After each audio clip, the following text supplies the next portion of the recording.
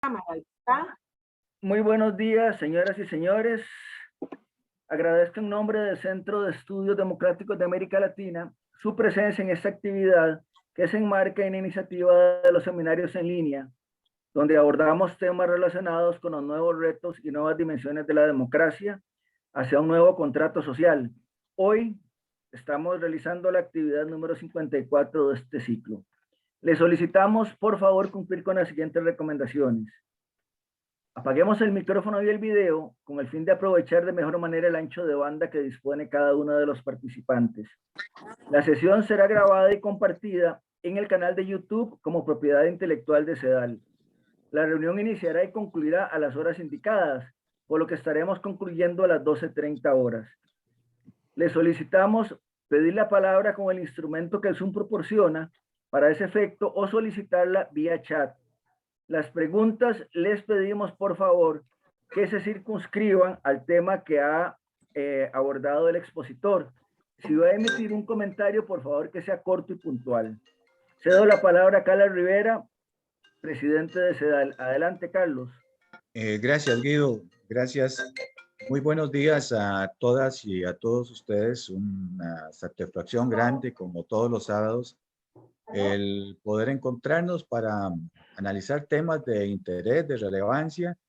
Y a Rodrigo Marchán, que pronto lo presentaré, pues agradecerle también que nos haya aceptado iniciar este ciclo que, como bien decía Guido, hemos venido desarrollando durante 56 sábados temas de gran relevancia con expositores de gran calidad, lo digo para quienes nos acompañan por primera vez, sobre diferentes tópicos relacionados con una preocupación que tenemos desde el Centro de Estudios Democráticos de América Latina sobre el futuro de la democracia.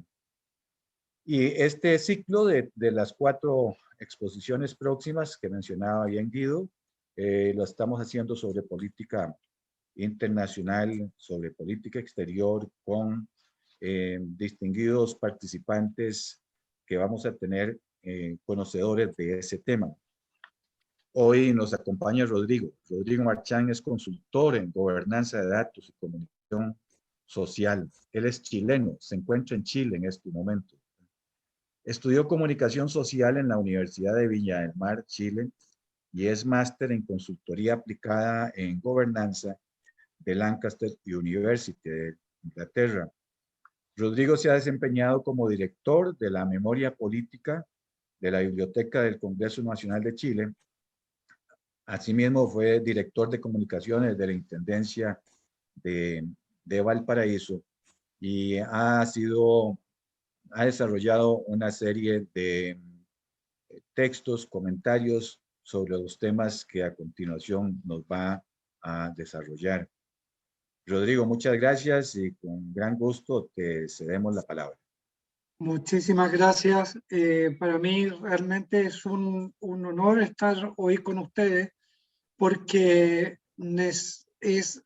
para quienes estamos en el tema de las comunicaciones, vemos cómo vamos a necesitar de tomar en cuenta hasta qué punto estamos enfrentando una realidad que hemos querido, en mi caso, llamar el quinto poder. No sé, ¿se ve la presentación? Sí, ¿Aló? En este momento la estamos viendo, Rodrigo. Sí, pero como no la veo correr. No, no la has puesto a correr. En este momento la estamos viendo. A ver, espérame. Que no la veo, está como estática ahí. No sé por qué no corre, espérame. A veces, dependiendo del Windows que uno tenga, don Rodrigo, se traba. A mí... No, pero ahora estuvimos haciendo pruebas y estuvo funcionando sin problema.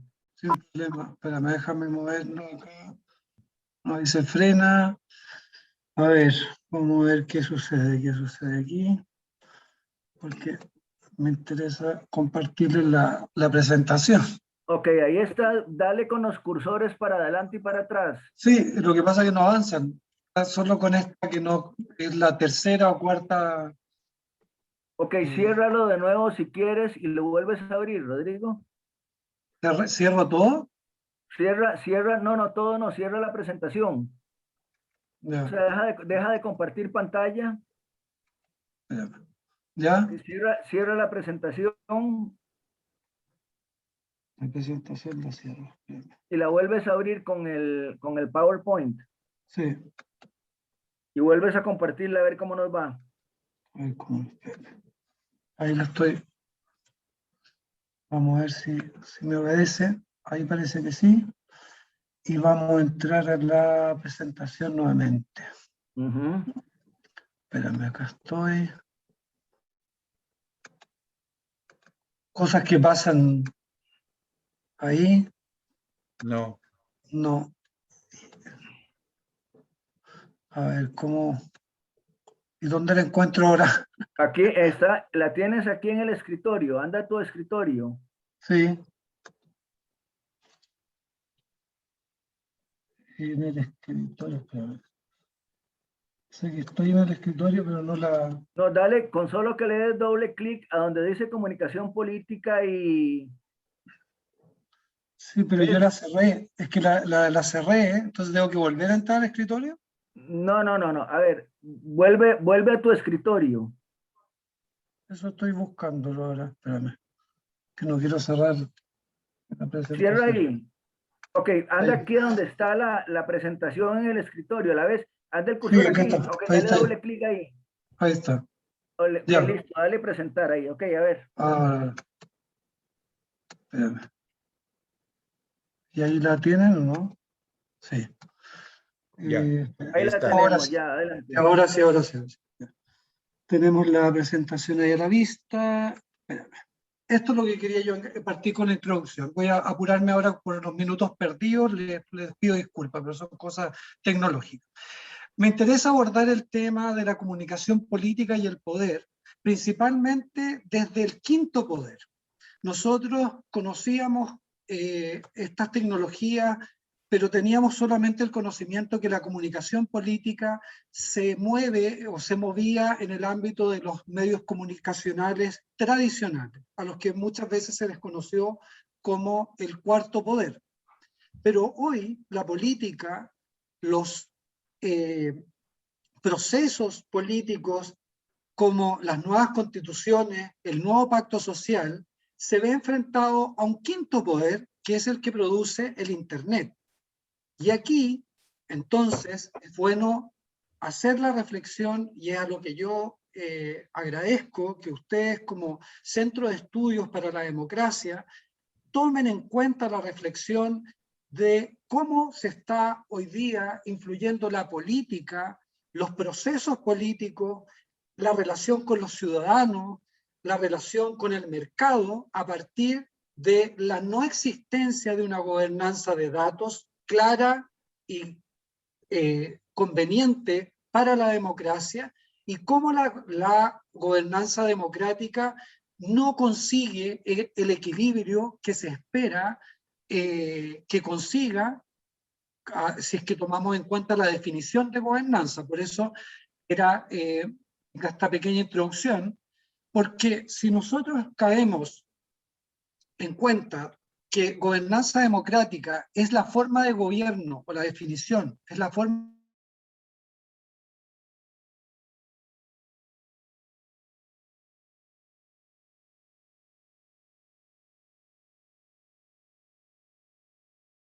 gobernanza para lograr un desarrollo económico, social e institucional estable.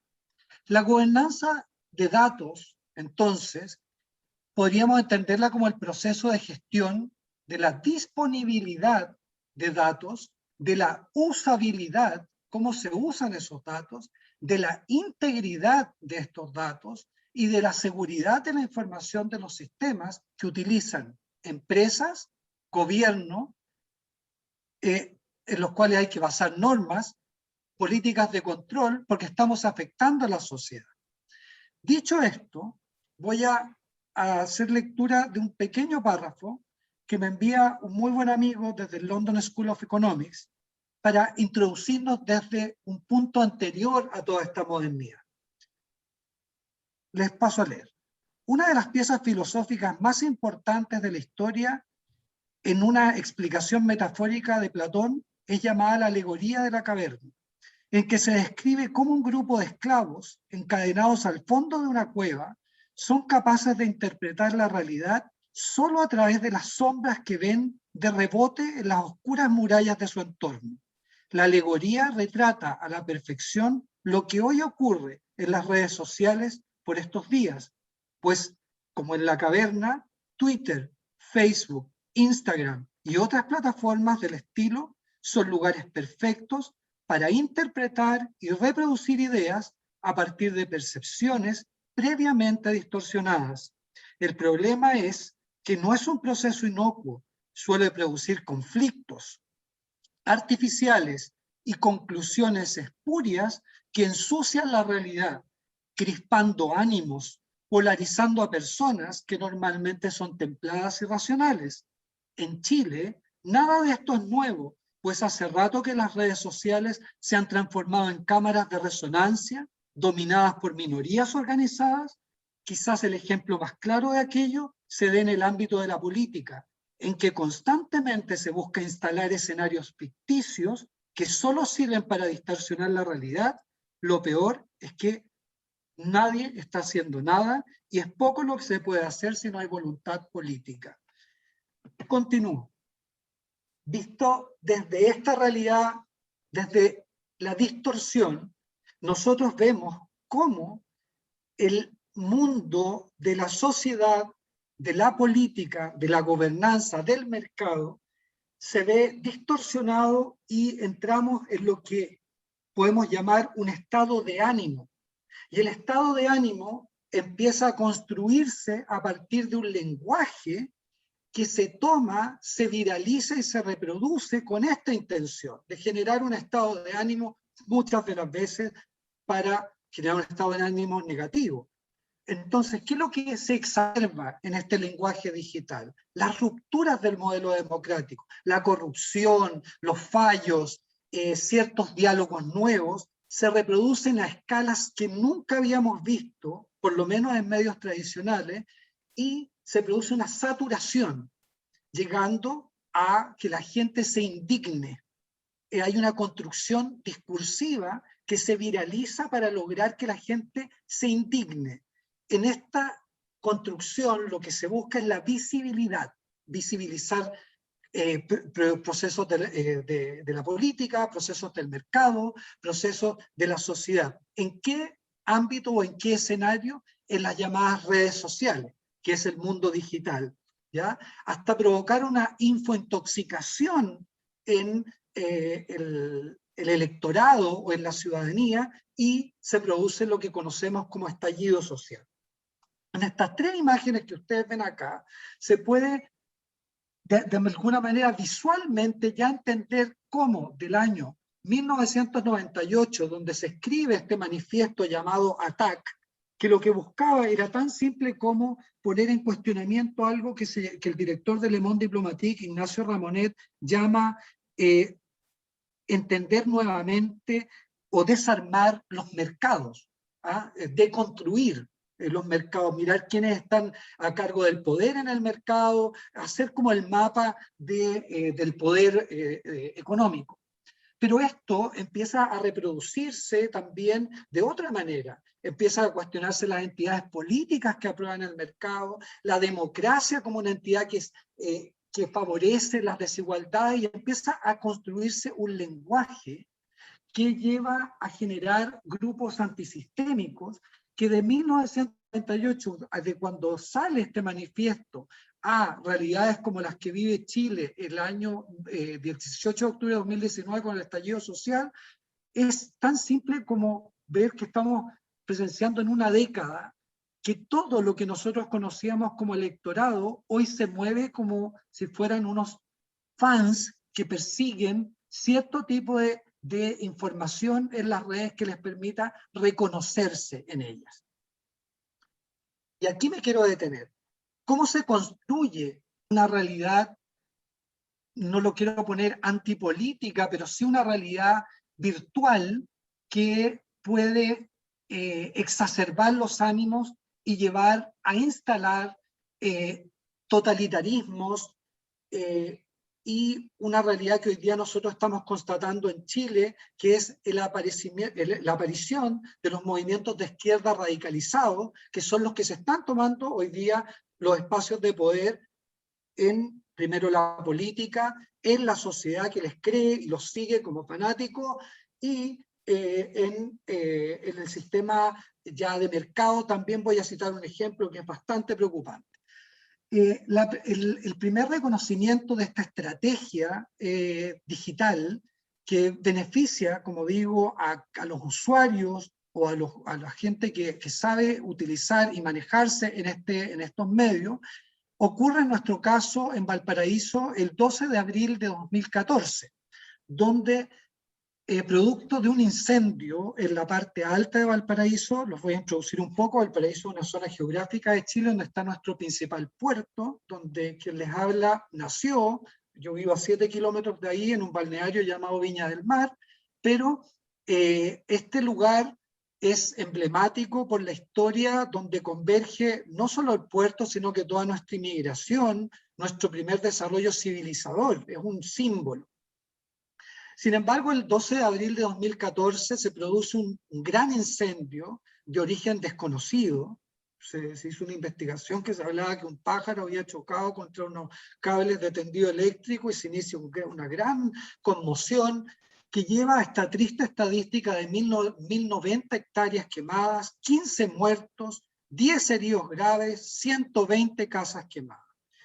Hago el paralelismo con la pantalla que tienen ustedes a su derecha, de lo que ocurre el 18 de octubre, que también se instrumentaliza a través de las redes lo que sucedió el 18 de octubre del 2019. Pero me voy a detener en este caso, porque es aquí donde se inicia la estrategia que le permite a la izquierda radicalizada tomarse los espacios de poder y enfrentarse al modelo democrático de partidos, ¿ya? Y llegar a un estallido social que nos lleva posteriormente a crear un pacto social mediatizado y bajo presión. Dicho esto, vamos a ver cómo la realidad que nosotros vimos acá, la del 18 de octubre, con esta estadística de 25 estaciones de metro totalmente quemadas, con un pequeño evento mediático que es la evasión masiva de jóvenes estudiantes que se oponen a 30 pesos chilenos que suban el valor del metro. Todo esto se instrumentaliza y el 18 de octubre se comete una serie de atentados en la red de metro. Hay 25 estaciones que se queman y se cumple con un nuevo evento de tipo mediático. ¿Cómo se comportan las redes a diferencia del comportamiento que podemos ver en medios tradicionales? Toda la barra que ustedes ven arriba, en el lado izquierdo, que dice todos, imágenes, videos, etcétera, arriba, se va poblando de contenido que va produciendo cada individuo, cada usuario de redes sociales, cada móvil, cada computador, cada red conectada va poblando de imágenes, de videos, de conversaciones, de noticias, el sistema digital, hasta crear ciertas definiciones que para los algoritmos después es muy fácil reconocer. Si yo quiero hablar hoy día de estallido social, la imagen que me entrega Google son las que ustedes están viendo. Si quiero ver solo la columna de imágenes, ustedes ya ven en su mano derecha cómo la imagen del estallido social chileno se reproduce en Alemania, deutschewelle.com, ahí en Argentina, en su mano derecha, el cuadro superior, y cómo se va reproduciendo en Chile, cómo se va poblando todos los portales, todas las redes sociales con información que está proveniendo de esta conmoción social. Este es el nuevo pueblo. Este es el nuevo pueblo que hay que administrar. Un pueblo que en este caso, el 18 de octubre, está viviendo una conmoción en el subterráneo de la ciudad, ¿ya? Con toda esta red de metro destruida, y que por las redes sociales se le insta a salir a la plaza pública y llenar los espacios, no solo físicos, como ustedes pueden ver en la fotografía, sino que los espacios digitales. Se puebla el espacio digital y se produce una saturación de información a partir de estas rupturas sociales que son reproducidas, exacerbadas por redes sociales que vamos a ver hoy día están pobladas de qué. Volvamos al ejemplo de Valparaíso. Este ejemplo está muy bien narrado en un libro que muy recientemente Rocío Venegas Balmaceda, una socióloga máster en Relaciones Internacionales de la Universidad de Barcelona, se atreve a escribir. Ella fue la articuladora, junto con otras personas que son de Valparaíso, de llevar este movimiento ciudadano que tiene que enfrentar las consecuencias del incendio de Valparaíso, llevarlo a una solución de tipo ciudadana.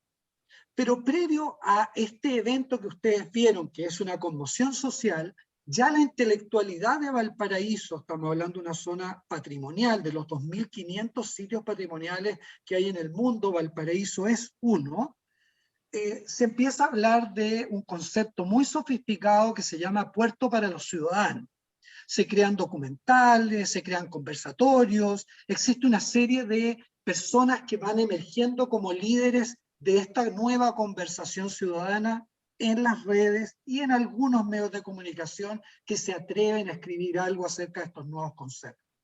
Pues bien, cuando ocurre el gran incendio, y ustedes ven nuevamente ahí la estadística, los 12.500 damnificados, 2.900 viviendas destruidas, 15 muertos, etcétera, se produce lo que en esta estrategia se llama, y es lo que articula muy bien la izquierda hoy día en el caso chileno, y después vamos a ver que también en el argentino, el despertar.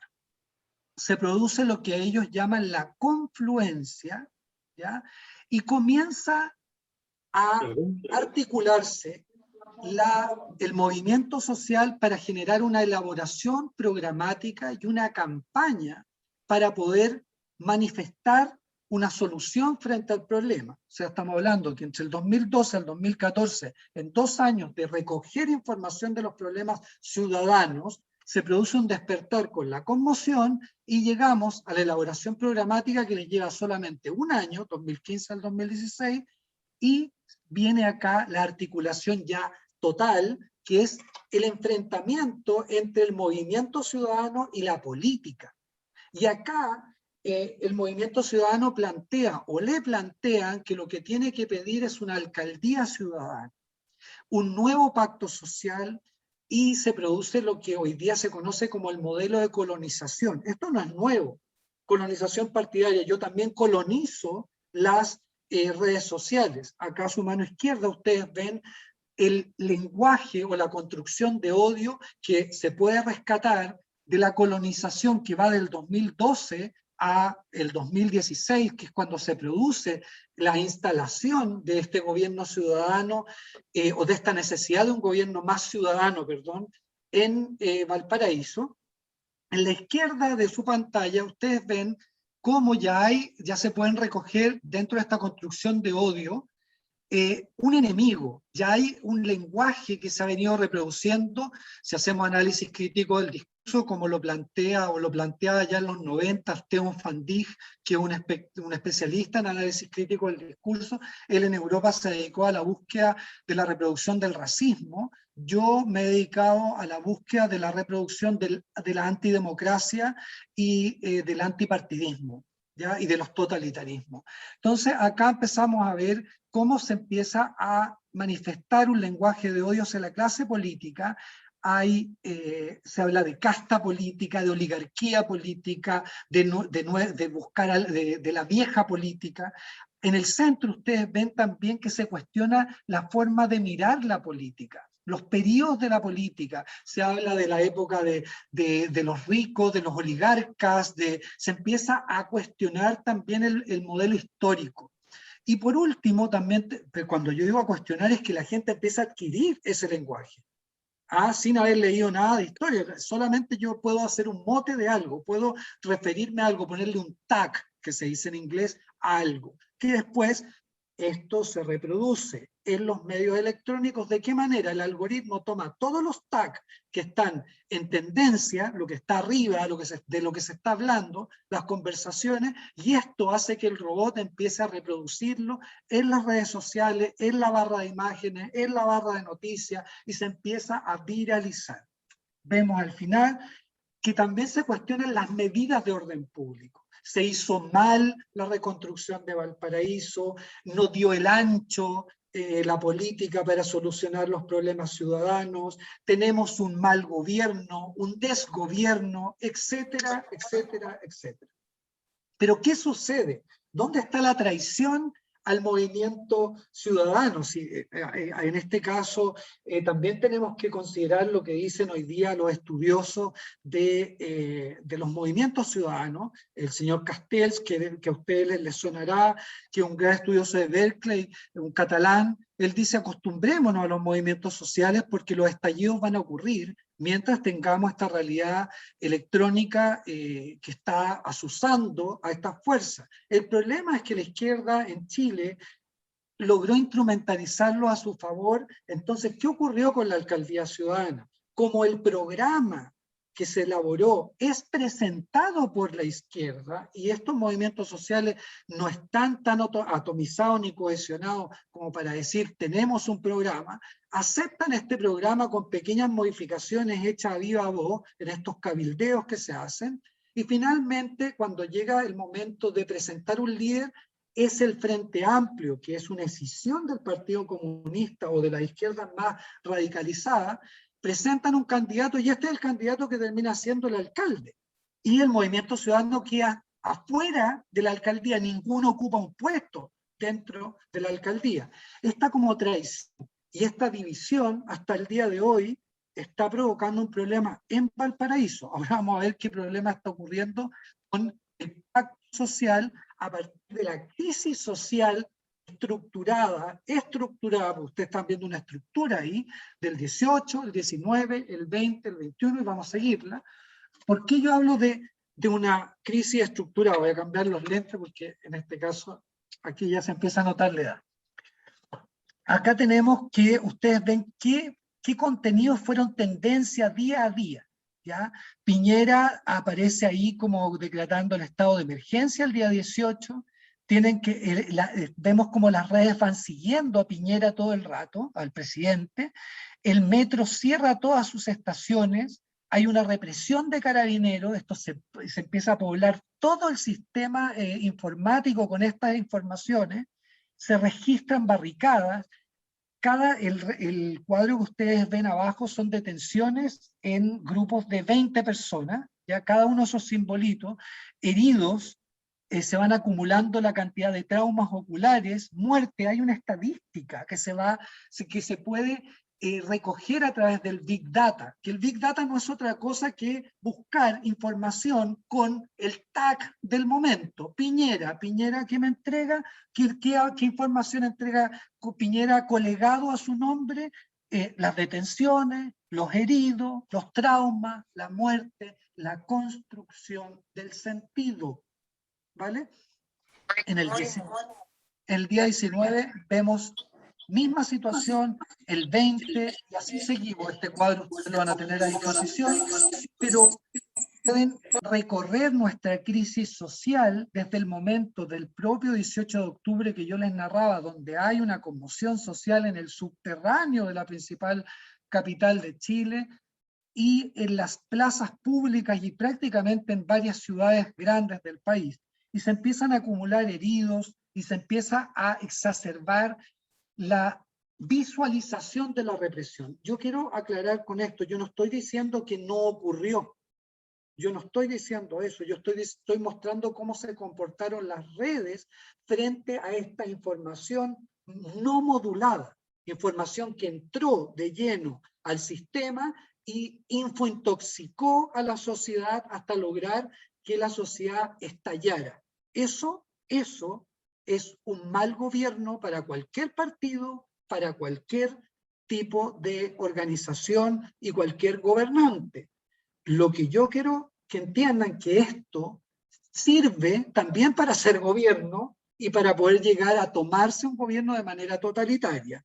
Hacia allá estamos avanzando con este análisis. Seguimos en el día 26, ya podemos seguimos viendo cuáles son los comportamientos de presidente arriba, pero yo quiero que se fijen mucho más arriba, que se recoge también como tendencia, se van agregando personajes, se va agregando el ministro del Interior, se va agregando inclusive, no sé si lo vieron en la lámina anterior, hasta la primera dama, sirve para reproducir y recoger contenido que vaya poblando esta barra que yo les digo de imágenes, noticias, el todos que ocupan los buscadores.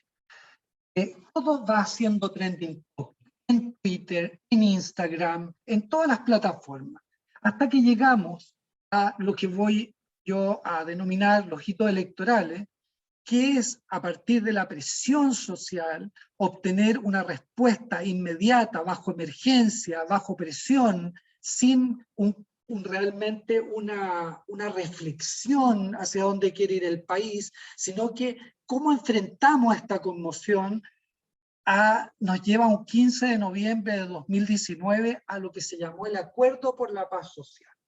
Esto que puede sonar tan bonito, ya hoy, ya, si nos movemos del 2019 al 21, porque son procesos que ocurren muy rápido, ya ese acuerdo de la paz social se cayó. Estaba basado en 3 puntos estructurales. Íbamos a ir a un plebiscito, vamos a hacer una nueva constitución, no vamos a aceptar esta que fue reformada por Ricardo Lagos, tremendamente reformada, pero no, vamos a hacer una nueva, está bien, en esta presión, pero no vamos a tocar los tratados de libre comercio, no se va a proponer para Chile otra cosa que no sea una república, ¿ya? Esos son los 2 puntos fundamentales y no se van a cuestionar las sentencias ya establecidas en nuestros tribunales. Esto que parece de toda lógica, en menos de un año, instalada la constituyente, porque gana la opción apruebo. Quiero agregar un dato en esto de los hitos. El ir a un plebiscito fue una medida autoconvocada por la derecha chilena, creyendo que iban a ganar con la opción del rechazo. El timonel de la derecha chilena, Pablo Longueira, dijo: nosotros tenemos que ir por el apruebo, no por el rechazo, ¿ya? Pero el partido no le creyó y dijo: no, la gente va a preferir una política tradicional y jamás va a ganar el apruebo. El apruebo ganó con un 80%, con 80%, ¿ya? Se establece la necesidad de una nueva constitución con toda la presión de la que estoy hablando por detrás, por los medios, se sigue recogiendo información, se sigue intoxicando con información para apurar los procesos, y se llega a una nueva realidad que es cuestionar estos 3 acuerdos de la paz social. ¿Por qué vamos a tener que aceptar los tratados de libre comercio? ¿Por qué vamos a tener que aceptar que jóvenes que están detenidos después de vandalizar la ciudad completa y quemar toda esa cantidad de estaciones de metro? ¿Por qué vamos a aceptar eso? O sea, no aceptemos esa sentencia. Y, por último, empieza también un movimiento a decir: ¿y por qué vamos a quedarnos con una parte del poder si podemos tomarnos todo el poder? Entonces, este movimiento va por las municipales también, porque el mundo de esta izquierda totalitaria, y es lo que quiero que también se entienda, porque es una muy buena estrategia, si no es una mala estrategia, yo lo que estoy diciendo es que es una estrategia de éxito que deja fuera al resto de los partidos y a la democracia en particular. La estrategia está basada en 4 mundos. Primero, integrar gente o el diálogo o el lenguaje de inconformidad al municipalismo, a las municipalidades. Penetrar de alguna manera, ofrecerles un nuevo alcalde, decirle a la gente que está trabajando dentro: ustedes no van a perder el trabajo cuando llegue el alcalde ciudadano, etcétera, y se empieza a trabajar a nivel municipal, ¿ya? El municipalismo. Pero después existe todo un trabajo con las organizaciones sociales, las juntas vecinales, todo lo que se llamaría el trabajo de territorios. Por eso dejemos aparte lo municipal o lo estatal versus, estamos hablando de gobernanza, lo que se va a hacer en la sociedad y lo que se va a hacer también para atacar el mercado, ¿ya?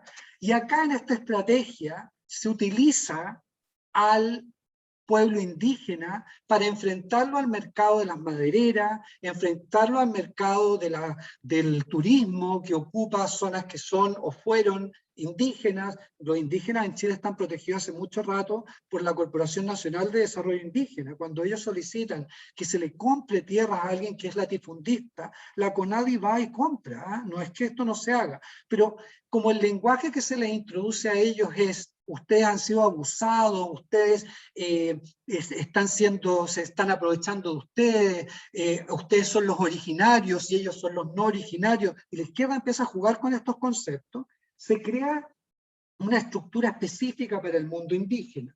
Y después se crea una estructura específica para el mundo antisistémico. ¿Ya? Yo me tengo que saber acercar a las agrupaciones y hacerlas participar a lo menos del estallido social.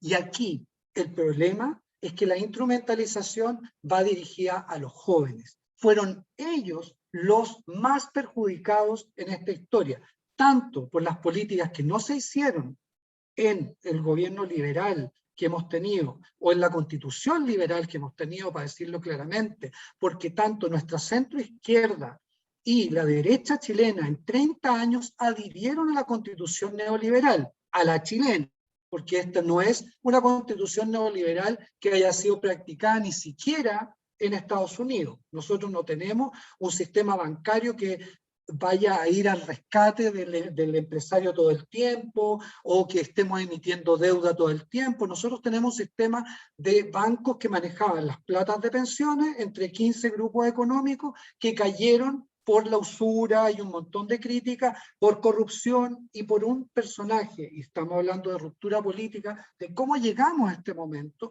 un personaje que atraviesa los 30 años de democracia chilena y va en gran parte también de la dictadura de Pinochet, que es el yerno de Pinochet. Julio Ponce Lerú genera una ruptura cuando es descubierto como el gran mecenas de la política de derecha a izquierda. Es el que financia las campañas a través de un sistema de boletas, de honorarios, de todos los candidatos de derecha o izquierda, y con esto se evitan de andar haciendo tanto lobby porque la persona entró a la política por esta vía.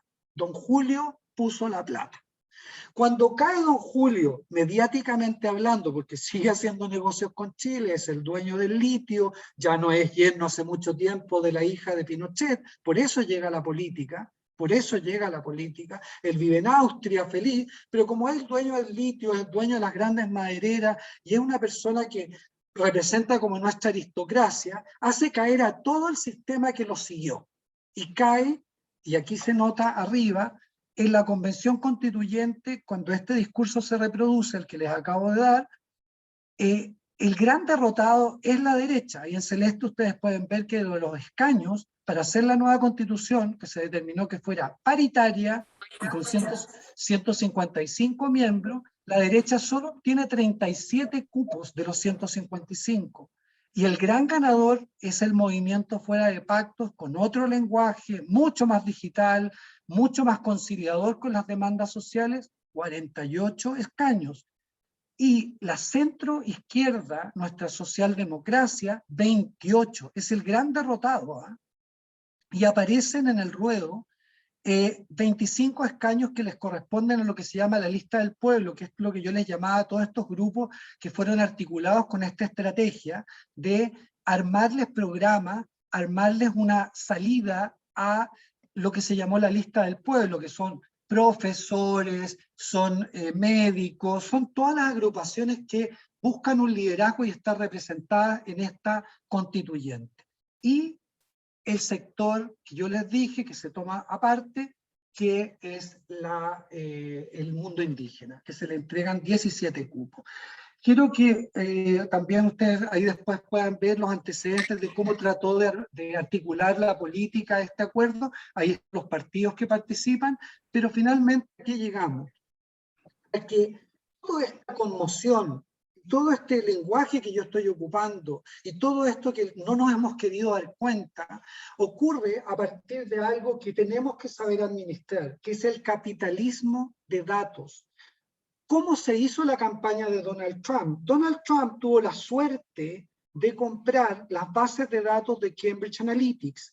Cambridge Analytics era una empresa que compraba las bases de datos, o todas las bases de datos de Facebook, donde salía con quién yo estoy relacionado, qué lugares de vacaciones subí de fotografías, cosas que parecían inocuas.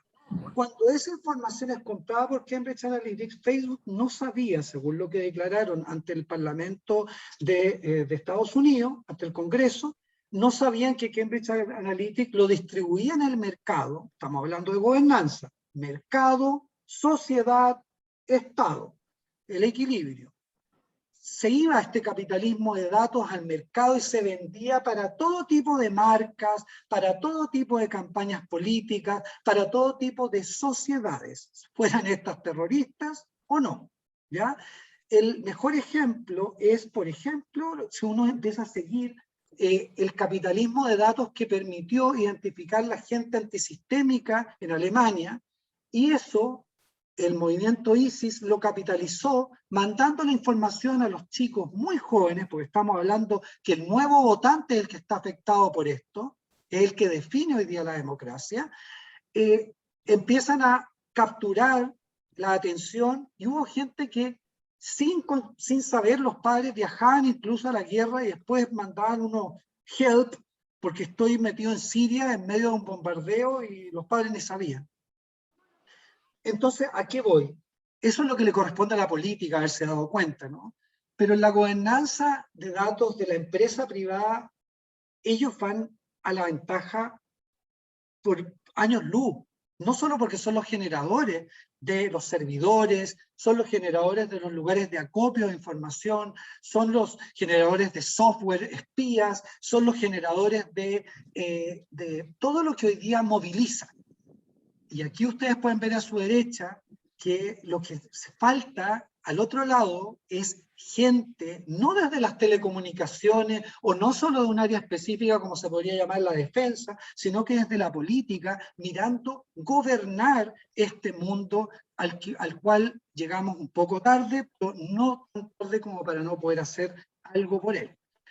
Entonces, acá que teníamos como una visión al principio de una democracia de puertas abiertas, que este mundo digital era maravilloso porque cualquiera puede postear algo, yo puedo publicar cualquier cosa y no tengo necesidad de ganarme un espacio en un journal, en una columna de opinión del periódico, etcétera. Sí, eso puede tomarse como algo positivo, este concepto de democracia de puertas abiertas. Pero ¿qué ocurre? Que a poco andar el control que teníamos de las comunicaciones se vuelve inestable, porque se invierte el equilibrio entre el usuario y el servicio. Es más el servicio, es más la oferta que tengo sobre ese usuario, entonces necesito capturarlo y hay toda una estrategia para capturarlo. Lo mismo ocurre en política. No te voy a dejar ni un tipo que no sepa o no le llegue mi mensaje antes que a tu programa o el programa que tú quieres promocionar en las redes. A nivel de usuarios, por eso ese es el segundo punto de redes sociales, esto se ha convertido también para las personas, para el usuario, una forma de constatar su propia existencia, obtener visibilidad y reputación. ¿Cuántos seguidores tengo? ¿Cuánta gente me sigue? Pero hay que también constatar quién me sigue y dónde estoy siendo visible. ¿Ya? No es lo mismo en este escenario que en otro. Como servicio, la falta de una normativa clara y de sistemas de control propios, cuando hablo propios de la política, de la democracia, que permitan modular contenido, cuando se los dejamos que los haga Google. ¿Cómo lo hace Google? Google dice, yo no voy a dejar avanzar información de tipo ideológica, no voy a dejar avanzar información de tipo religiosa, ni sexual. ¿Y quién va a controlar esto? Un centro de modulación que queda en Filipinas y que si algún gobierno quiere que esto tenga un énfasis, como por ejemplo Turquía, que no deja entrar contenido que sea de tipo religioso católico, porque ellos son musulmanes, entonces hay un bloqueo a todo lo religioso en esa línea. Pero cuando no ocurre, cuando actuamos como actuamos aquí en Latinoamérica, porque el problema lo tenemos más en Latinoamérica que en Europa, ya vamos a llegar al caso europeo.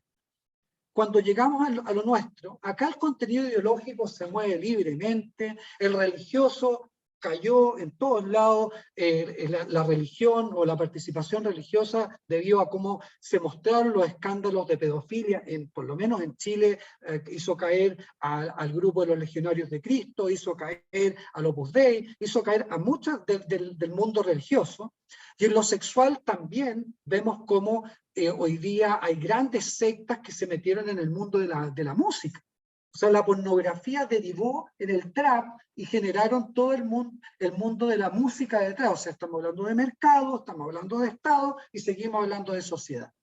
Para bloquearlo, los países aludidos pueden permitir o no bajar la información. Las propias plataformas tienen sus mecanismos de control. Pero ¿qué pasa? Si no hay una denuncia, no se hace. Entonces, aquí lo que tiene que ocurrir es que, como nos vamos dando cuenta, hay muy pocos operadores frenando contenidos que pudieran amenazar puntos estratégicos como servidores, instalaciones estatales. Hay muy poco hecho respecto a quién está mirando las redes o equilibrando el contenido que permite llamar a manifestaciones, atentados, a documentos que están circulando. Yo, dentro de los proyectos en los que participaba en modernización del Estado, me tocó hacer el back office de información de la Accountability de Chile, del Consejo para la Transparencia, en el fondo, qué se le presenta al funcionario de gobierno para que conteste y responda a la demanda ciudadana de información, en qué formato se puede entregar, en qué formato no. Hacíamos las capacitaciones de este tipo de necesidades informativas a partir de esta obligación de tener un Consejo para la Transparencia, pero no hay un seguimiento de quién pidió la información, para qué la pidió, qué hizo con ella, en qué redes sociales la puso, a qué ranking llegó esa información en el Big Data, cuánta gente la vio. Esa información no se está recogiendo en ningún repositorio. Entonces, esto que modifica la reputación online de una persona, de una comunidad, de un partido político, de un producto o de un servicio, necesita ser modulado. ¿Por qué? Porque la búsqueda online en realidad es un espejo de los deseos y prejuicios, de los instintos básicos de la conducta humana. El sistema digital los confirma solamente. Entonces, el clickbait, que es donde yo pongo el like, me gustó, o la página en la que yo estuve una hora mirando, queda registrado. Esa particularidad de las redes sociales hace que ese registro luego se venda. Ese es el capitalismo de datos. Yo sé cuánto rato estuve. De hecho, Zoom vende esto que estamos haciendo nosotros. Cuánto rato el Centro de Estudio de la Democracia estuvo allí hablando de este tema. Cuánta gente participó. Todo esto está abierto. Esto no está modulado, ¿ya? Entonces, es un instrumento de la publicidad, pero también de la propaganda, ¿vale? Y aquí la socióloga Shoshana Zuboff, profesora emérita de Harvard Business School, sostiene: si los mercados de esclavos se regularon y prohibieron, estamos en presencia de una forma de vulnerabilidad de la gente frente al capitalismo de datos. Agrega que lo gratis de estas redes no es tal, porque convierte al ciudadano en producto. Sus datos son el producto. Es tiempo de retomar el control sobre la publicidad. Acá voy a tocar el caso europeo, que van adelantado en este tema. Cuando la publicidad puede generar adicción en un menor de edad, pasa por un filtro público para ver qué es lo que está tratando de venderle al mercado por sistemas normales de publicidad, en un periódico, en una radio, en una televisión, pasa por un consejo. Esto también ahora se está llevando a la publicidad digital, ver qué es lo que se está tratando de publicitar dentro de las redes sociales, y también tiene que pasar la certificación, el mercado, ¿ya? Para evitar engaños, generar comportamientos adictivos, porque sabemos todos que las redes sociales son adictivas. Debemos dejar de ser nosotros una unidad de información solamente, dominados por algoritmos, ¿ya? Que reemplazan nuestras verdades, nos ponen verdades encima. Yo puedo haber estado mirando algo que me interesa 5 minutos y ya el algoritmo sabe que me tiene que reforzar eso que me tuvo 5 minutos y no 1, y me empiezan a llegar por Facebook, por Instagram, por todas las zonas donde yo estoy conectado, me llega información de lo que me gustó. Entonces empiezo yo a achicar mi espectro y empiezo a perder pensamiento crítico, comportamiento social, comportamiento cívico, y me lleno de subjetividades. Vamos entonces a la recomendación de los expertos. Los expertos en Big Data, que son los que analizan qué es de las conversaciones, en el fondo, qué es lo que está girando en el mundo cibernético, nos dicen que esto que les estoy confirmando, que es, si creemos que una noticia confirma nuestros prejuicios, debiera impulsarnos a domar las redes sociales. Pero ¿cómo se hace? ¿Ya? Tenemos el caso que yo les decía de Cambridge Analytics. Facebook, que trabaja con el micro-targeting, que no es otra cosa que la unidad, nosotros, una persona, quiero saber qué es lo que le gusta a esa persona, quiénes son sus contactos estrechos. Acaba de aparecer un caso de un software israelita llamado Pegasus, que nadie lo sabía, en 15.000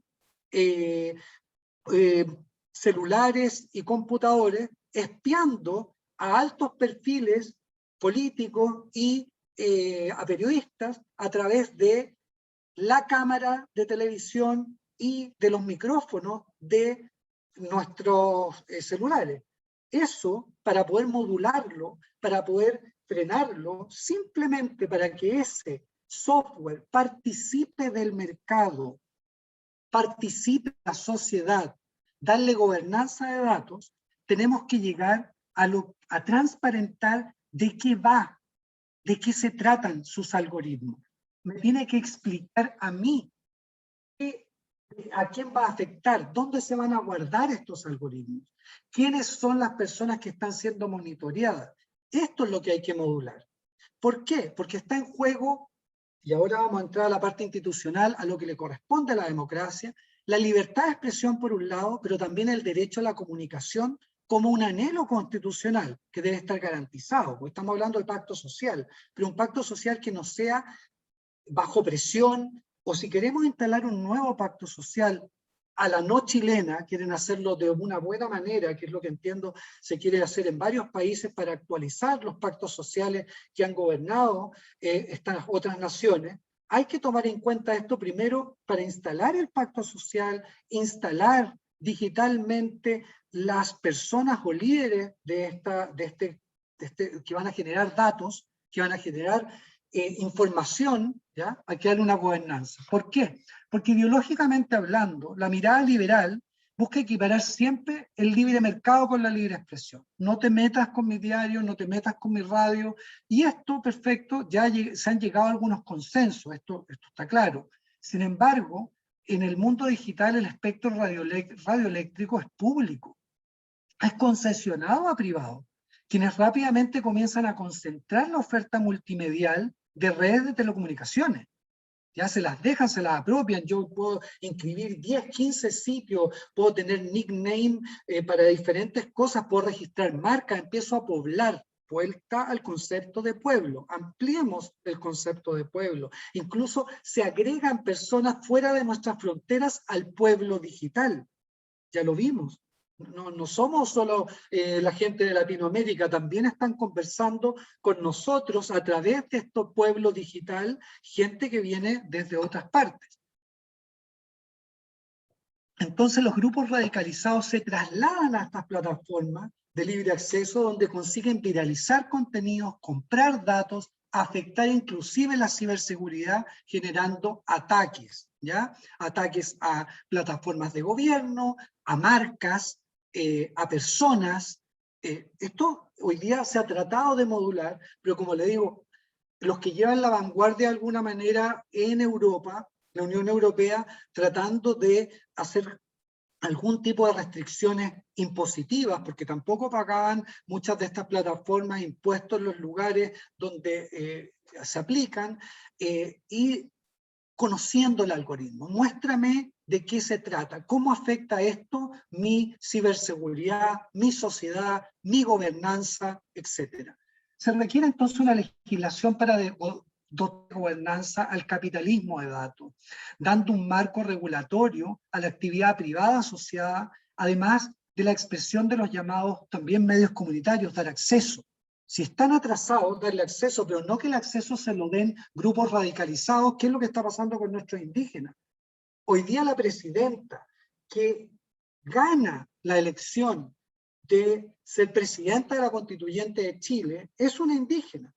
Pero al principio todo el mundo pensaba que era una señora frágil, pequeñita, con un discurso más bien indigenista, etc. Y de repente la vemos como la líder del anti-tratados de libre comercio, de anti-autoridades, la vemos empoderada, porque esta era una señora que era una lingüista, que habla español, pero la vemos hablando en una lengua que no conocíamos, que es el mapudungún, distorsionando las redes, generando un estado de ánimo que empieza a crisparse y al que sí responde muy fuertemente en esta última etapa de nuestro pacto social el mundo de la centro-derecha.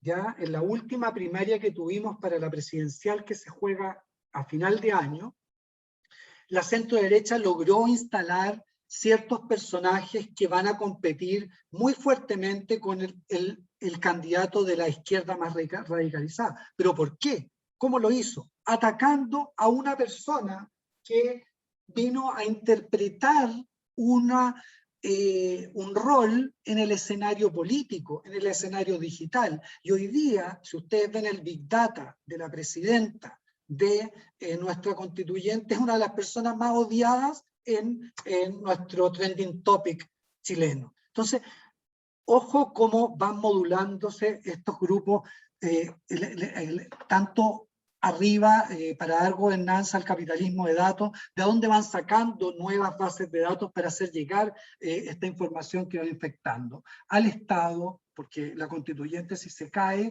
vamos a tener que volver a generar recursos, ya está denostada, ya se está hablando que una constituyente no puede generar una constitución en solamente 9 meses, siendo que la de Pinochet se tardó 8 años, ya hay un lenguaje en la gente. Ya la gente dice, esto es un chamullo, decimos en Chile. Esto es un chollo, como dicen en España. Esto no va a llegar a nada. Ya hay gente indignada. ¿Ya? Entonces, la principal implicancia de discutir esto a tiempo, en una legislación que visibilice las multiplataformas, que elabore normativas claras de protección, comercio y distribución de datos, es sin duda asegurar la estabilidad democrática, dar una señal de gobernanza para los nuevos tiempos, evitar exponer al ciudadano y al sistema de partidos políticos a la radicalización de la sociedad, de derecha o izquierda, instalando de manera exitosa un nuevo pacto social. Y acá me despido con la advertencia que la inteligencia artificial es mucho más que las redes sociales.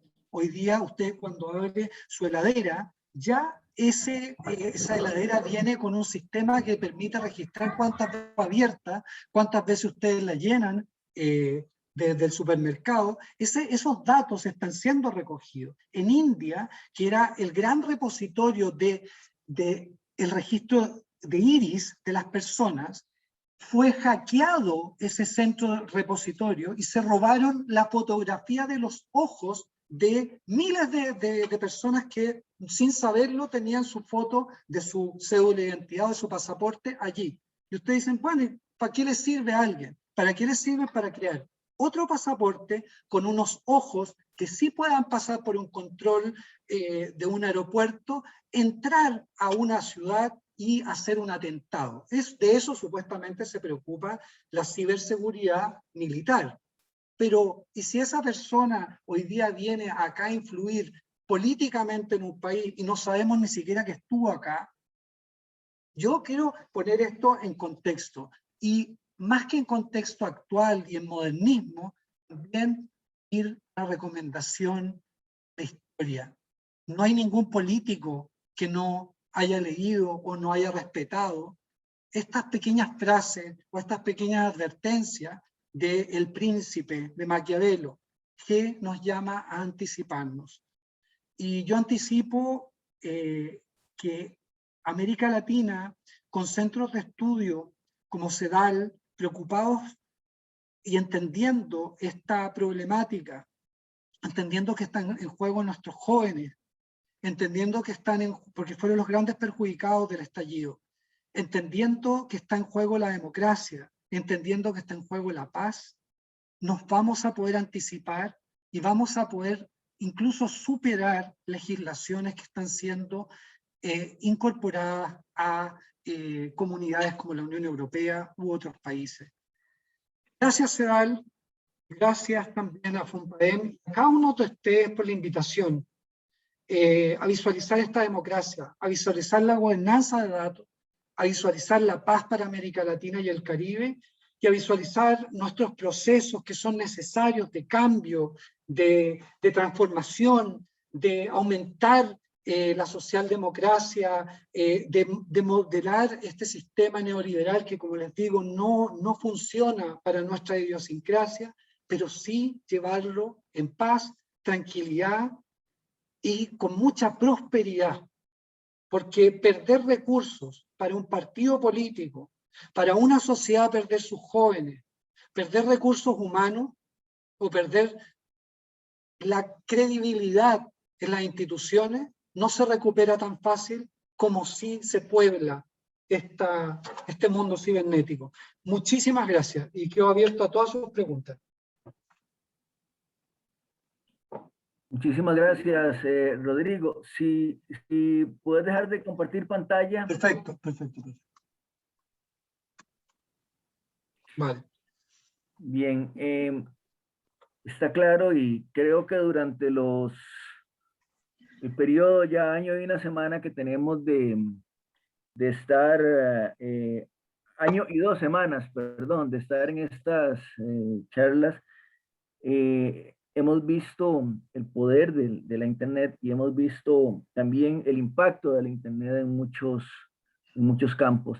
Definitivamente esta es una de los campos en el cual se nos ha alertado por parte de otros participantes de el uso de la Internet como un mecanismo para poder comunicar más, pero también como una amenaza para la democracia y una amenaza para los regímenes políticos.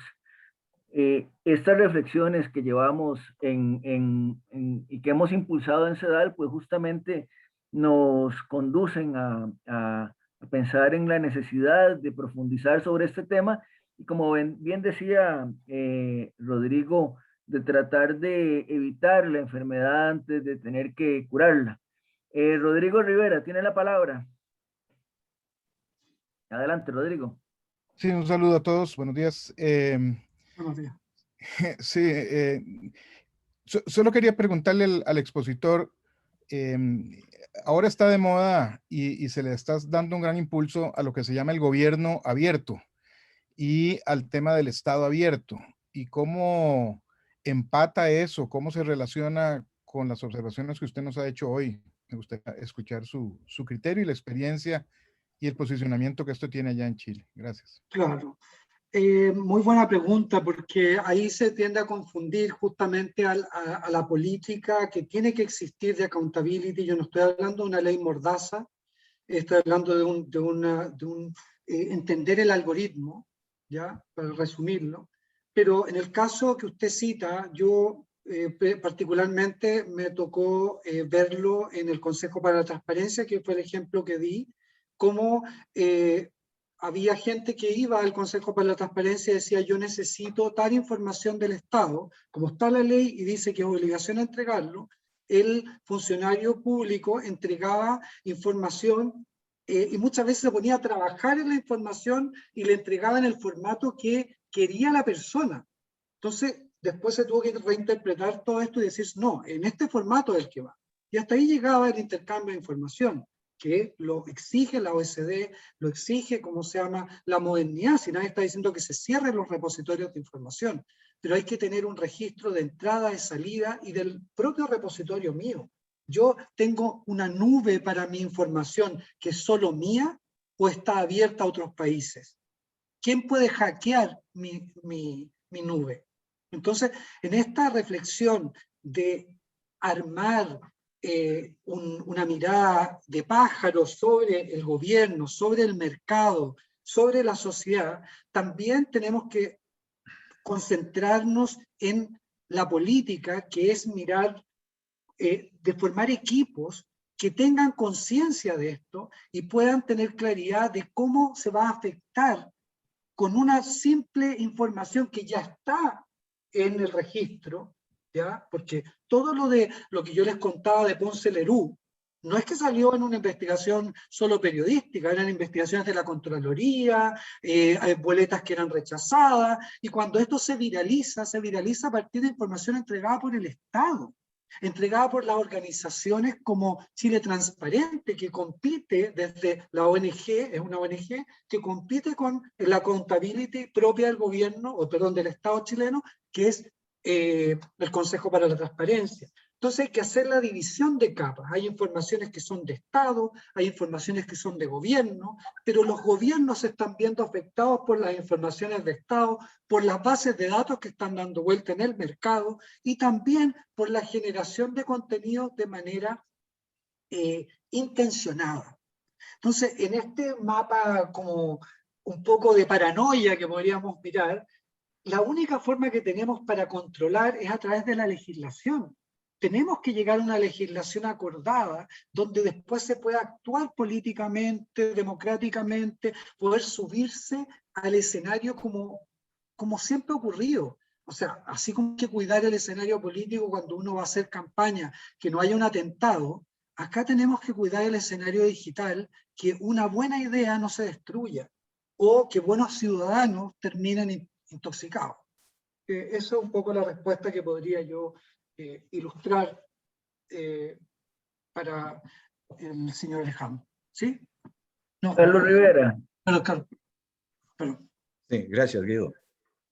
Rodrigo, muchas gracias por la intervención. En realidad ha sido muy oportuna y provechosa y más a nosotros aquí en nuestro país que nos encontramos próximos a procesos electorales.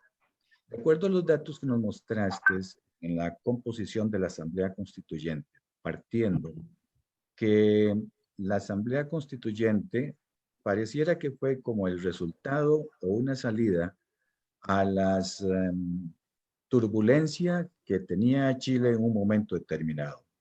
En consecuencia, lo que se llamó el Pacto Social dio como resultado la convocatoria a una nueva constituyente. De acuerdo a los datos que nos mostraste, hay aproximadamente, creo que era la cifra de un 47% de diputados constituyentes independientes. Al decir independientes, concluyo, ¿verdad? Aquí hay otros internacionalistas presentes que me gustaría mucho escuchar la opinión, como don Carlos Murillo, José Centeno, Edgar Grogalde. Corrijo un solo dato, no es 47%, es 47 escaños. 47 escaños que representarían un 30%. Aproximadamente un 30%.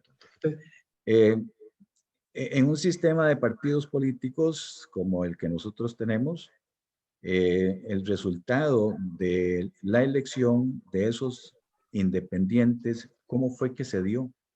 Si no fue por partidos políticos. La turbulencia social, que es parte de lo que nosotros discutimos regularmente, ¿cómo podríamos tener como respuesta que la constituyente, más bien cómo podríamos considerar que la constituyente es una respuesta o salida a esa turbulencia social? Excelente. La respuesta que buscó el sistema político a partir de este acuerdo de la paz fue ir a un proceso eleccionario donde se eligiera el tipo de constituyente que queríamos, o una mixta con participación del Congreso Nacional o una asamblea constituyente sin participación del Congreso Nacional. Esa fue la opción que ganó. Pero ¿qué ocurrió también? No se alcanzó a establecer un reglamento. Entonces ya tenemos un problema que 60 días de los 9 meses que se supone que tienen para redactar la Constitución se van a ocupar solo en elaborar un reglamento, siendo que había organizaciones internacionales que ofrecían un reglamento inmediatamente para actuar rápido porque el tiempo apremia. Pero volviendo a la pregunta de cómo fue que se incorporaron los independientes, esto se hizo con una lógica de tipo impresionante. Es como casi como un casting de publicitario, de gente que era afín a los partidos, que había trabajado por ciertos partidos, gente que era conocida de los partidos, y se los apoyó, por eso se le llama independientes fuera de los partidos, para que entraran a la asamblea. Entonces un jugador de fútbol que se sabía que era del Partido de la Democracia, que es un brazo instrumental del Partido Socialista, se lo apoyaba, un exministro, y se fueron buscando a las personas y apoyándolas digitalmente, en la calle, con foros, etc. Y resultó, estuvieron ahí. Pero ¿qué pasa? Que ya adentro no se los deja actuar como personas que vayan a hacer alianza con los partidos, porque cada vez que tratan de acercarse hay todo un conglomerado de redes que están esperando cualquier palabra, acción, se reunieron para viralizar el encuentro. Entonces está siendo muy difícil los consensos. Ya no es la política de antes que lo que se busca es el consenso, es que gane el mejor. Igual que una teleserie política, ¿en qué va a terminar esto? Bueno, que gane el jovencito de la película o el malo de la película. Se empezó a instrumentalizar, a jugar con los prejuicios. Se le van poniendo caretas a la gente. Mira, este es malo. Mira, ella es la ex mujer del ministro. Este mundo hoy día tiene a la constituyente absolutamente desprestigiada, lo mismo si era paritaria, es la primera constituyente del mundo paritaria. Todas estas cosas buenas de que la gente se manifestó, eligió un sistema asambleísta y no mixto, que también es inédito, ya era tanto el desprestigio de nuestro sistema político que en el fondo la gente se fue por este derrotero. Pero cuando vemos que está en juego la articulación, la solución, lo quiero aclarar más, que la solución se la toma solo un partido político, como el paladín de la solución. Ahí es donde hay que tener ojo o replicar la estrategia. O sea, que hay dos caminos. O me pongo en contra de esto y lo combato, o hago lo mismo para instalar el proceso constituyente, ya sea como asamblea o ya sea como mixto. Porque si queremos validar los congresos, tiene que ser mixto.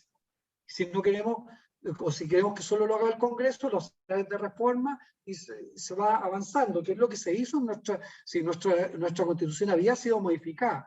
Pero el lenguaje que entró fue, hay que modificar la Constitución de Pinochet. Esto hay que acabarlo. Entonces, era todos los ciudadanos contra los políticos que no fueron capaces los incapaces de transformar esto. Entonces, esta fuerza transformadora, que uno la podría mirar solo como movimientos sociales, se convierte finalmente en un partido, tiene nombre, Frente Amplio, que reúne todas las izquierdas, pero las izquierdas más izquierdas que conocíamos, todas nuevas, de jóvenes, de estudiantes de derecho que vienen recién egresando. De hecho, el candidato de la izquierda radical hoy ni siquiera terminó la carrera de derecho. No le dio, era tanta la efervescencia de esto de ser el jovencito de la película que se lanzó a las calles y ya hoy día lo tienen en la papeleta.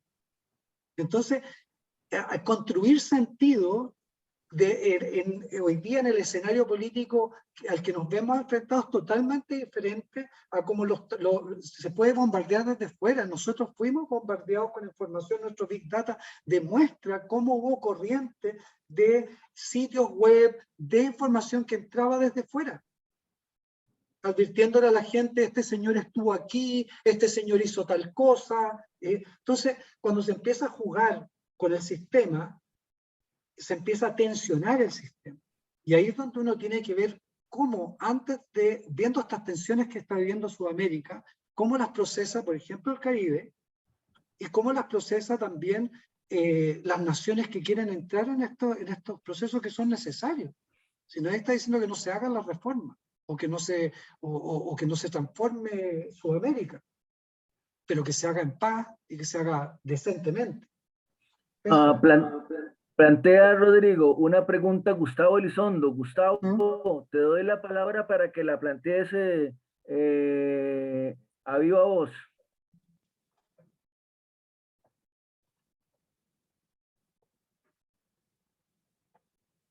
No te escuchamos, Gustavo. No te estamos escuchando. Ahora sí. Ahora sí. Ok. Don Gustavo, ¿cómo está? Aparte de agradecer a Rodrigo por la charla, quería plantearle con el tema de la constituyente en Chile. Bueno, ya usted nos ha narrado un poco y con el riesgo que existe de que al final esos grupos extremistas vayan a distorsionar lo que puede ser un buen documento de constitución política. Ahí en Costa Rica también hubo un movimiento, yo fui parte de él, para buscar llamar a una constituyente. Al final se descarriló por un tema legal de que aquí solo los partidos políticos podían participar en la constitución de la Asamblea Constituyente. Pero además, aquí en Costa Rica en estos momentos hay un 22% fijo que pertenece a como la religión en la política. Entonces ya está asegurado un grupo conservador ahí que posiblemente va a llegar ahí a tratar de volarse todo lo que son los avances que se han tenido en cuanto a derechos humanos. Entonces, quería escuchar qué piensa usted de ese riesgo que se tiene a nivel de plantear una constituyente. Gracias. Sí, el riesgo es no tener preparado un discurso que permita penetrar ese sistema que usted está hablando. Porque si efectivamente ese es el norte, nosotros necesitamos que se cambie esa primera normativa. Yo no quiero que a mí me digas que no porque yo soy independiente, o que me digas que no porque yo vengo de un movimiento ciudadano, ¿ya? Eso se puede hacer con un diálogo, con una estrategia comunicacional. Queremos transformar desde afuera, queremos darle participación al ciudadano. Así lo hizo nuestra izquierda, y le resultó. Ellos hoy que están tratando de pelear la presidencial, dicen, nos dimos cuenta que el ciudadano no estaba representado verdaderamente en la arena política. Suena súper lindo. Entonces, pero resulta que ellos, que son los moduladores de este movimiento social, o los que lo van a representar dentro, luego entran al sistema, no es que se vayan a quedar como antisistémicos, entran a ser presidente de partido, terminan creando alianzas, eso está bien. Entonces hay que definir en la estrategia tanto el discurso como el casting de los que van a ir luego a luchar hacia adentro hasta el final, los más institucionalizados, por decirlo de alguna manera, no los que van a estar antisistémicos hasta el final. Si hay gente que hay que ir cortando el entremedio, porque si no van a quedar todo el rato con las banderas, y eso es lo que está ocurriendo ahora también con los que se ganaron los puestos. Jorge Sharp, se ganó el puesto de alcalde en Valparaíso, con la estrategia que yo les mostré, pero hoy todos los días tiene una protesta de su propia gente, o de los movimientos ciudadanos, que dicen, no estás haciendo nada, aquí tienen todo parado, se le da vuelta, se le da vuelta. Entonces, cuando está este juego de te subo, te bajo, igual que un videojuego, no me gustó, le cambio la cara, lo mato, le corto la cabeza, este movimiento de jugar con la política, es ahí donde uno tiene que tomárselo en serio, porque hay recursos involucrados, y hay gente que lo está pasando muy mal, sin que haya 350 personas mutiladas en sus ojos, porque la solución política fue sacar a los militares a la calle a disparar balines a los jóvenes. Eso ni yo ni ningún personaje, ni Roger Stone en Estados Unidos se le ocurriría plantearlo como una solución buena. Entonces, si queremos evitarnos ese camino, que es tan comunicacional, que suena tan espectacular, que es ampliable, yo creo que se puede hacer primero inoculando, no quiero ocupar la palabra inflando, de paz el ambiente. Incluso ocupando el sistema chileno. No queremos que nos pase lo que les pasó a los chilenos. No queremos que ocurra la desilusión después de que se instala una situación política necesaria como es la transformación o la instalación del bienestar finalmente para las personas, porque lo que estalló en Chile fue la falta de bienestar. Teníamos un mercado atomizado por 15 grupos económicos, un sistema bancario que nos tenía comprando hipotecas más caras que en Estados Unidos, y resulta que la persona perdía su casa, no tenía para pagar la universidad, que costaba lo mismo que en Europa. Era obvio, esas tensiones estaban, esas rupturas que llamo yo. Pero cuando yo tomo esas rupturas y las tomo para quedarme con el poder yo y dejar a todos los demás fuera, ahí está el punto. Porque eso no beneficia a la democracia, eso beneficia a los totalitarismos, de izquierda o de derecha. Da lo mismo. Entonces, eso es lo que uno tiene que evitar, porque lo que tenemos que buscar es el equilibrio, la gobernanza. Decir, mírate este candidato, parecía, como lo que pasó con Mujica también. El mismo, ¿sabes cómo se expresó Mujica de nuestra constituyente? Tengo miedo, comillas, tengo miedo que termine siendo una bolsa de gatos. Y lo está haciendo. Y están todos arañados frente a la televisión, frente a los medios de comunicación. ¿Por qué? Porque él venía con otro programa. Él venía con el programa de la paz. Yo soy de izquierda, de vuelta de izquierda, pero yo voy a entrar al mundo de la transformación desde la paz, no desde la violencia. Sin embargo, estos grupos radicales chilenos retomaron el lenguaje del odio, lo instalaron nuevamente, del enojo. Usted va a Chile, se acabó el humor chileno, están todos riéndose, somos los mejores de Sudamérica, se acabó. Ahora somos los peores, somos los más abusados, nos abusaron 30 años.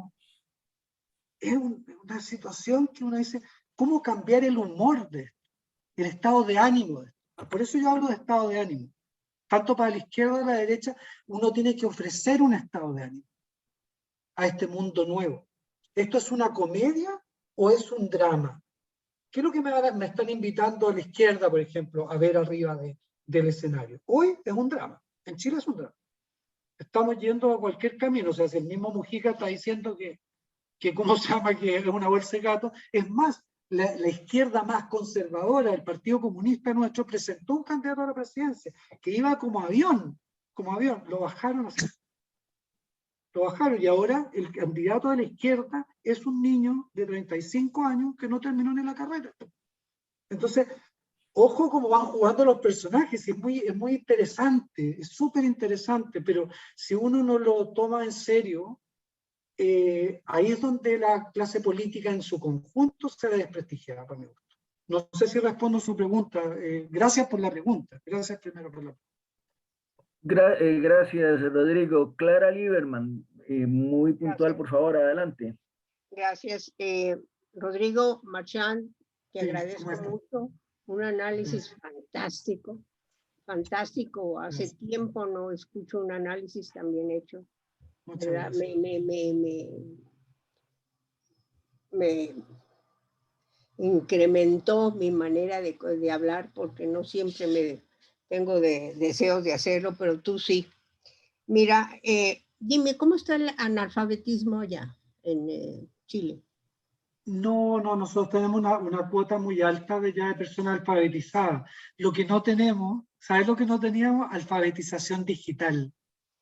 La gente, todo el mundo hoy día tiene un celular y no tiene conciencia de lo que es tener un Facebook y lo que significa estar en Facebook, estar mostrándose al mundo, hacer opiniones políticas, cómo estos algoritmos van captando toda esta información. Mira, ella es de izquierda, esta es de derecha, estas son sus conversaciones, estas son sus redes. Esto que en China se ha hecho muy bien, que incluso le da un prestigio al ciudadano, empieza el algoritmo a darle un puntaje a uno. Si uno cruzó la calle y cruzó con rojo, el algoritmo que tiene mi móvil, que dice que yo bajé una app, una aplicación, y el algoritmo registró que yo crucé con rojo, eso me quita un puntaje. Y después la industria china, por ejemplo de la gastronomía, dice usted, como tiene puntaje 50%, no puede entrar a este restaurante, no puede entrar a este gran concierto, usted es incivilizado. Te pregunto eso por una razón, porque la gente entre más educada, más conocimiento tenga, más reacciona ante las desigualdades y ante los problemas sociales en el país. Mira que tenemos en Nicaragua, muy diferente, sí, porque ahí mucha gente no sabe leer y escribir, ¿verdad? Bueno, yo lo que te quiero comentar es eso, todo el problema de Pinochet que yo tuve visión de lo que pasaba durante ese tiempo era terrible. Nosotros aquí en Costa Rica estamos tratando, tú sabes, hay una persona que yo respeto mucho y quiero mucho, que es Alex Solís, tratando de hacer una nueva constituyente, porque nuestra última constitución política fue hecha en el 49, ¿verdad? Ya, o sea, hay que renovar muchas cosas. Nosotros tenemos la suerte que no tienen ustedes, que no tenemos ejército, y eso nos ayuda a no tener los desaciertos que han tenido ustedes tan gravemente. Yo quiero felicitarte y felicitar a la gente de CEDAL por haberte traído a presentar esto, y les doy las gracias a todos ustedes porque esto ha sido enorme. Yo espero que en esta vez, en este nuevo gobierno que va a ser definitivamente de Figueres, la constituyente, o sea, renovar, ¿no? Renovar y quitar todas esas cosas obsoletas, todo eso, se lleve a cabo por Alex Solís. Muchísimas gracias. Muchas gracias, Clarita. Tiene la palabra José Centeno. Adelante, José. Gracias, Guido. Y muchas gracias, don Rodrigo. Realmente ha sido muy aleccionador poder escucharle sobre el tema de la comunicación política y el poder, y de lo que eso representa fundamentalmente en el contexto propiamente hoy en día de nuestros países. Estaba revisando ayer, previo a esta invitación que recibí de don Carlos Rivera, algunos datos sobre los gastos militares en América Latina. 43 millones de dólares básicamente gastamos en América Latina, en donde Brasil ocupa el primer lugar, Colombia el segundo, tercero México y cuarto Chile. Chile anda aproximadamente gastando cerca de 6.000 millones de dólares, básicamente presupuesto. Y bueno, yo le he venido dando seguimiento a todo el tema de la constituyente y de lo que pasa particularmente en Chile, porque es un tema que me interesa muchísimo.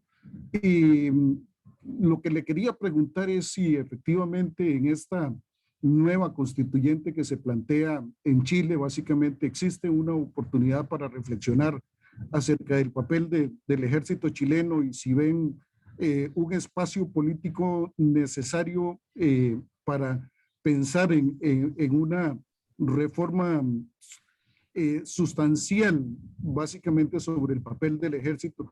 Y estoy pensando particularmente en la experiencia de Costa Rica, ¿verdad? Costa Rica desde 1949, como lo decía doña Clara Lieberman muy bien, nosotros, ¿verdad? Hubo realmente líderes visionarios que plantearon la abolición del ejército. Existe, digamos, con la madurez política que hay hoy en día en Chile, una posibilidad de reflexionar sobre el tema del papel del ejército. Quizás a lo mejor podrían eventualmente acompañarnos en el futuro en esa constituyente como el segundo país en América Latina que eventualmente no pudiera abolir el ejército y pensar en una forma distinta en términos de lo que debería ser una fuerza de defensa. Pero nada más quería preguntarle y si ve usted eso básicamente en el debate de esa constituyente hoy en día en Chile. Y muchas gracias, de verdad, y muchas gracias a la CEDAL por la invitación. Muchísimas gracias también por la pregunta, porque esta pregunta a mí hace rato también me tiene reflexionando, porque tenemos el problema que en esta constituyente, como se volvió tan focalizada en estas minorías que yo les nombraba en este territorio de la izquierda, ¿qué va a pasar con la minoría indígena? La mirada hacia el ejército no se está haciendo. ¿Por qué? Porque la Constitución del 80, la que nos rige, tiene una doctrina propia para el ejército, y en ninguno de los programas políticos, de ninguno, ni de los constituyentes, ni de los candidatos a presidente, ni a senadores, ha estado en el discurso: vamos a cambiar la doctrina de las Fuerzas Armadas, que les permite actuar en estado de excepción, que les permite tener el 10% de las utilidades del cobre chileno para uso militar, que ha tenido escándalos de corrupción horrorosos, que llegamos a tener o yo por lo menos a cuestionarme, y lo he dicho en todos los foros, ¿para qué querían tanta plata? Estaban preparando una revolución, porque ya no era un pequeño así, que dijéramos lo pillaban con 10 millones de dólares, no, estamos hablando de una locura de plata, porque se estaba manejando corrupción con la compra del armamento que llegaba a Chile, por ejemplo, en la época de la Concertación, llegaba el general Vega, llegaba en un avión y venía sin el armamento. Y después había que comprar el armamento en otro lado, pero el armamento se había vendido en otro lado. Entonces, unas corrupciones, el comandante en jefe del ejército metido en unos escándalos impresionantes de gastos mensuales para su casa de millones. Entonces, ¿quiénes se metieron ahí? La izquierda nuevamente a decir, no está dando el ancho la política no está yendo para allá, y también donde la sociedad se involucra. Chile, una de las cosas que nos destacaba era el sistema de pensiones chileno. El sistema de pensiones chileno fue el que motivó el salir a las calles. Yo no me quiero jubilar con $150 mensuales cuando tenga 65 años, siendo que yo al sistema privado de colocación en acciones de mi fondo le entregué $100.000. O sea, una persona que tenía $100.000 en el sistema recibía una pensión de $200 al fin cuando salía a jubilarse. Entonces eso generó un estallido de la tercera edad, podríamos llamar. Pero ¿cómo funciona nuestro sistema del ejército? Con Capredena, que es un sistema fabuloso, que yo trabajo hasta los 45 años, si quiero empiezo a ponerle un poquito más de plata, tienen un sistema que salen con terrenos para poder construir casas, tienen sus propios hospitales, su propia red. Un mundo paralelo. Entonces, ¿qué se empezó a decir? Queremos, la sociedad, que el político nos iguale, nos quite esta desigualdad, que haya ciudadanos de primera y ciudadanos de segunda. Ante la ley lo mismo, ellos tienen su propia ley militar, acá tenemos un sistema que está corrompido, que no sé qué, todas las críticas que se hacen. Entonces este es un desafío que fue el que movió a la gente a manifestarse. Está en este discurso del Big Data que yo les hablaba, pero, como dicen en inglés, at the end of the day, al final del día, lamentablemente no se están atreviendo con este tema. Porque si ya está generando turbulencia el meter el tema de la deuda histórica que supuestamente el chileno le debe a los pueblos originarios, ya eso se destruyó. ¿Por qué? Porque se trajo información de Nueva Zelanda que dice, mira, en Nueva Zelanda los indígenas andan pidiendo $1.000 millones. Y esto no lo permitiremos porque Chile está quebrado ahora, porque no, con la pandemia nos quebramos. Entonces, ¿a dónde vamos a andar haciéndoles caso? Y se bajó esa estrategia. Entonces, que ese mismo grupo ahora vaya a cambiar el discurso y decir, no, ahora nos vamos a ir contra esto y ahora sí que igualamos la cancha con este tema. Le quitamos el 10% al ejército. Ese tema no se ha tocado. Nadie ha hablado del tema, ¿qué iba a pasar con el 10% de las utilidades del cobre para el ejército? Eso no se toca. Entonces, cuando se entran los procesos constituyentes con miedo, con un escenario adverso, con personajes que van a ser, nosotros decimos, ya se creó hasta la palabra, funados. ¿Ya? Funar a alguien es escracharlo, bajarlo, atacarlo. Si no hay un sistema de defensa del programa, a lo mejor el programa primogénito de todos estos movimientos venía, sí, le vamos a quitar el 10% del cobre al ejército. Pero hoy día instalarlo ex post, imposible. Imposible, esa es mi respuesta. Gracias. Muchas gracias, Rodrigo. Cuando comenzó la internet, todos nos sentíamos, quienes estuvimos metidos a los inicios, nos sentimos muy contentos, porque era una maravilla tener toda la información que uno requería en tiempo real. Todo lo que yo necesitaba sobre cualquier tema lo tenía a la vuelta de un clic. Posteriormente se hablaba de que esto nos iba a permitir generar procesos en los cuales los gobiernos pudieran tener más transparencia en el manejo de los recursos y en el ejercicio del poder. Pero a la vuelta de los años nos damos cuenta que lo que tenemos también es muchas personas que utilizan la Internet para su propio beneficio. Y para su propio beneficio, que no tiene que ver ni con profundización de la democracia, ni tiene que ver tampoco con transparencia, ni tiene que ver con justicia, ni tiene que ver con equidad. Sencillamente es para el uso particular de la información a su beneficio o al beneficio de los grupos que los respaldan o que representan. Muchísimas gracias, Rodrigo, por la compañía hoy, y le deseo la palabra a Carlos Rivera. Adelante, Carlos. Muchas gracias. Gracias, Guido. Y gracias, Rodrigo, por tu exposición del día de hoy. Gracias a todos quienes nos han acompañado durante la mañana y tarde. Queremos invitarlos para el próximo sábado. El próximo sábado vamos a contar con la presencia de Daniel Sobato. Daniel es el director regional de IDEA Internacional, y Daniel nos hablará sobre un tema realmente importante de lo que está pasando en América, en razón de los diversos ciclos políticos que se han venido dando, y su tema va a ser escenario político regional y tendencias del superciclo electoral latinoamericano, con el análisis de lo que ha pasado en México, en Perú, en Argentina, lo que está sucediendo en Colombia y cómo visualizamos un poco la situación regional. Muchas gracias, que pasen una linda tarde, cuídense mucho. A quienes nos visitaron por primera vez, los invitamos a seguirnos participando, les vamos a seguir enviando nuestras invitaciones, y a quienes ya son alumnos permanentes, pues muchas gracias por acompañarnos, y los invitamos también a que nos sigan acompañando. Que pasen muy linda tarde todos, y muy agradecido, Rodrigo. Muchas gracias, muy amable. Buenas tardes a todos. Muchas Gracias. Buenas tardes, muchas gracias. Muchas gracias. Chao.